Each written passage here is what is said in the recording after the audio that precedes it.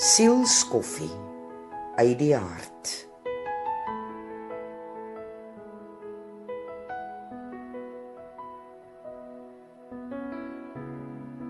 Ek is die afgelope tyd deur verskeie storms wat my lewe wou kom omkeer. Uitdagings rondom hartseer, pyn, onsekerheid, teleurstellings wat net glad nie sin maak nie. Die waaroms en die hoekoms en wat moet ek nou eintlik hier uit leer, was vrae aan die orde van my daaglikse lewe. Hierdie is mos nie regverdig nie, Here. Dis absurd. Wat gaan nou eintlik hier aan, dat dit vir my voel asof hierdie storms my wil onderkry?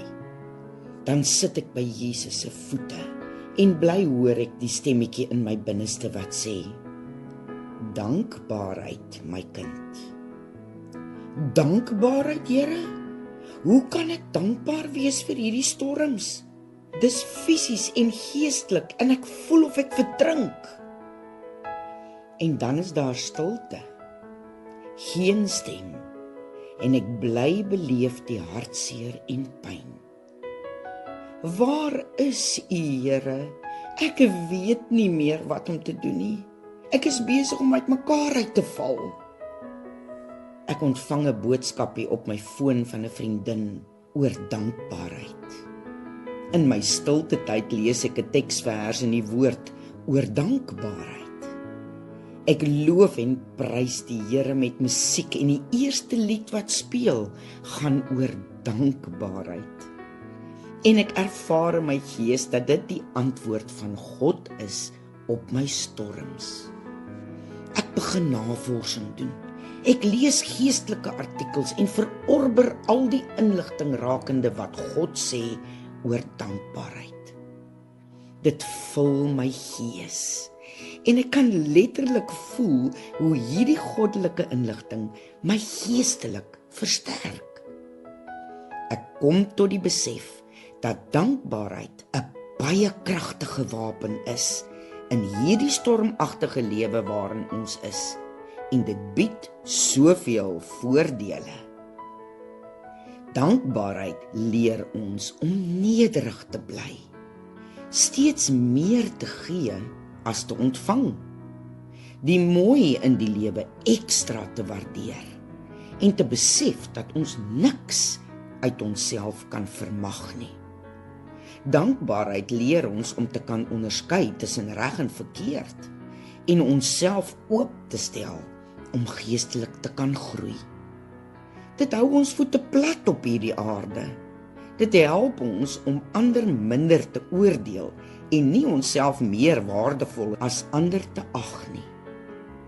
Dankbaarheid hou jou gesond en gelukkig ten spyte van die storms, omdat ons as kinders van die koning weet dat storms ons nie as mens identifiseer nie.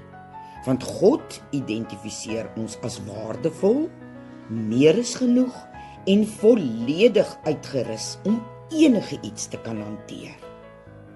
Die storms in ons lewens maak ons fisies, verstandelik en emosioneel sterk, wanneer ons kies om daaruit te groei met Jesus se hand styf in ons sin.